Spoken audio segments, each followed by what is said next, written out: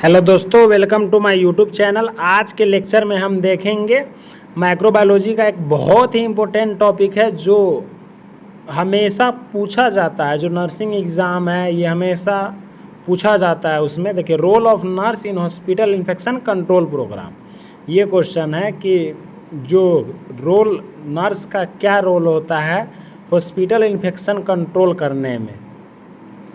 देखिए, जो रोल है वो दिया हुआ है। There are some following rules to control infection in hospital setting which are following. जो भी रोल है वो नीचे दिया गया है।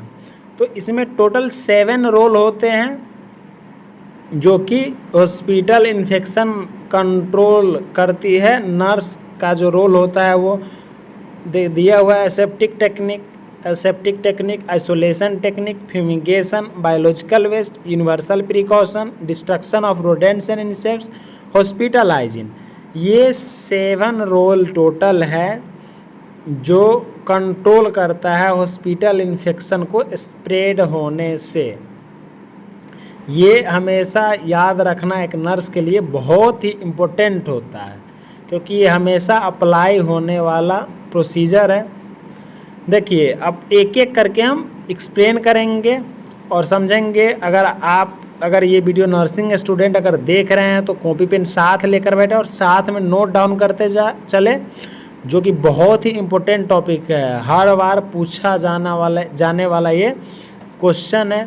देखिए, aseptic technique, always use aseptic technique. देखिए, जो एसेप्टिक टेक्निक है वो हमेशा यूज करना चाहिए। जो भी एसेप्टिक टेक्निक है हमेशा यूज़ करना चाहिए जब कोई प्रोसीजर आप हॉस्पिटल में कर रहे होते हैं। Because when we not use aseptic technique, जब हम एसेप्टिक टेक्निक का यूज नहीं करते हैं तब पेशेंट इन्फेक्टेड हो सकता है any types of cross infection. जब एसेप्टिक टेक्निक का यूज नहीं करेंगे तो इसलिए बात है कोई भी टाइप से क्रॉस इन्फेक्शन से पेशेंट सफ़र कर सकता है। तो ये हमारा एसेप्टिक टेक्निक था। आइसोलेशन टेक्निक, देखिए आइसोलेशन टेक्निक भी हमेशा ध्यान में रखना चाहिए। Always use isolation technique for the patient with communicable disease. अब कम्युनिकेबल डिजीज वाले पेशेंट को तो मोस्ट इम्पोर्टेंट है कि आइसोलेशन टेक्निक करना ही करना है। जैसे कि आप लोग अभी कुछ ही दिन पहले देखे थे कोरोना वायरस में क्यों आइसोलेट किया जा रहा था, क्योंकि वो कम्युनिकेबल डिजीज था, स्प्रेड हो रहा था एक दूसरे के कॉन्टेक्ट में आने से, एयर से। वो तो वायरल था ना, तो वो तो स्प्रेड हो रहा था, इसलिए आइसोलेट करके रखा जा रहा था। आप देख रहे होंगे कि जो भी पेशेंट आता था अगर इन्फेक्टेड होता था तो थोड़ा भी अगर कुछ खतरा दिखा तो उसको आइसोलेट कर दिया जाता था प्रॉपर वार्ड में। उसको अगर हम आइसोलेट करते हैं, अगर उस पेशेंट को अगर हम देखने जाते हैं, फिर देखिए ग्लव्स यूज करना चाहिए, मास्क, कैप्स, फुटवेयर। इस सब से स्प्रेड जो है प्रिवेंट होता है, रोका जा सकता है। किसको?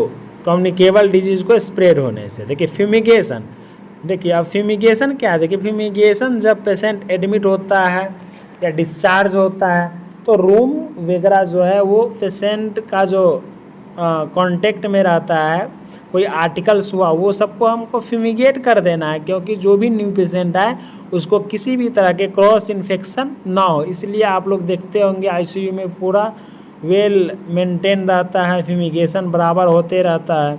देन ओटी वगैरह को देखते होंगे आप, प्रॉपर फ्यूमिगेशन होता है। क्यों? क्योंकि इन्फेक्शन को कंट्रोल किया जा सके। Next, biological waste. अब बायोलॉजिकल वेस्ट देखिए, जो भी आप लोगों ने पढ़ा होगा बायोमेडिकल वेस्ट मैनेजमेंट। देखिए बायोलॉजिकल वेस्ट वही होता है, बायोमेडिकल वेस्ट मैनेजमेंट हमेशा ध्यान में होना चाहिए। क्योंकि अगर हम बायोमेडिकल वेस्ट ही नहीं जानेंगे तो जो भी वेस्ट होगा अलग अलग डस्टबिन में डालेंगे, इधर उधर फैल जाएगा, इससे इन्फेक्शन बढ़ने के चांसेस हो सकते हैं।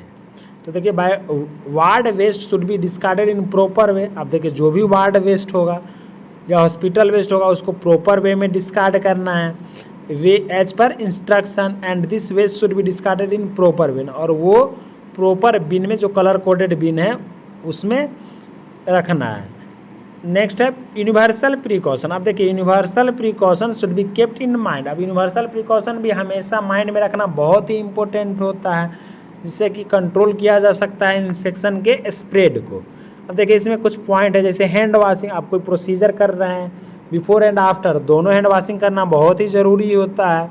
ग्लविंग, mask wear, shoe cover, hair cap, ये सभी इन्फेक्शन को कंट्रोल किया जा सकता है उसके स्प्रेड को दूसरे पेशेंट में ट्रांसफ़र होने से। Then destruction of rodents and insects, देखिए रोडेंट्स और इंसेक्ट्स जो होता है ये भी मोस्ट इम्पोर्टेंट रोल करता है, या रोल प्ले करता है किसमें, स्प्रेड करने में, इन्फेक्शन को स्प्रेड करने में। इसलिए इसको डिस्ट्रॉय करना बहुत ही ज़रूरी होता है, जिससे कि स्प्रेड, कोई भी इन्फेक्शन का स्प्रेड को रोका जा सके, यानी मेनली रोडेंट्स एंड इंसेक्ट्स को। देन लास्ट पॉइंट है हॉस्पिटल हाइजीन। अब देखिए हॉस्पिटल हाइजीन, अब हॉस्पिटल हाइजीन अगर हम नहीं रखेंगे तो बहुत सारे इन्फेक्शन कॉज हो सकते हैं। क्रॉस इन्फेक्शन जो होता है पेशेंट को कॉज हो सकता है। देखिए the hospital should be well ventilated, the general cleanliness of the hospital should be maintained, sweeping and mopping of the floor should be done. देखिए अब हॉस्पिटल को वेल वेंटिलेटेड होना चाहिए, क्लीननेस पूरा वेल मेंटेन होना चाहिए, प्रॉपर क्लीननेस होना चाहिए फ्लोर का, जो भी वहाँ पर बेड साइड वगैरह, cardiac table, bed side locker, bed, इस सब को प्रॉपर हाइजीन होना चाहिए, मेंटेन होना चाहिए, तभी हम इन्फेक्शन को कंट्रोल कर सकते हैं। अगर ये सब हम प्रॉपर वे में फॉलो करेंगे, ये 7 पॉइंट्स जो था, तो इन्फेक्शन के स्प्रेड को कंट्रोल किया जा सकता है। थैंक्स फॉर वाचिंग दोस्तों, ये आप लोगों के लिए बहुत ही इम्पोर्टेंट टॉपिक है, क्योंकि हमेशा ये पूछा जाता है। अगर आप पहली बार इस चैनल को, मेरे चैनल को देख रहे हैं, तो सब्सक्राइब, लाइक और शेयर ज़रूर करें। अगर कोई भी माइक्रोबायोलॉजी के डाउट हो तो आप कमेंट में मेंशन कर सकते हैं, मैं कोशिश करूँगा कि वो वीडियो बनाकर आपका हेल्प कर सकूँ।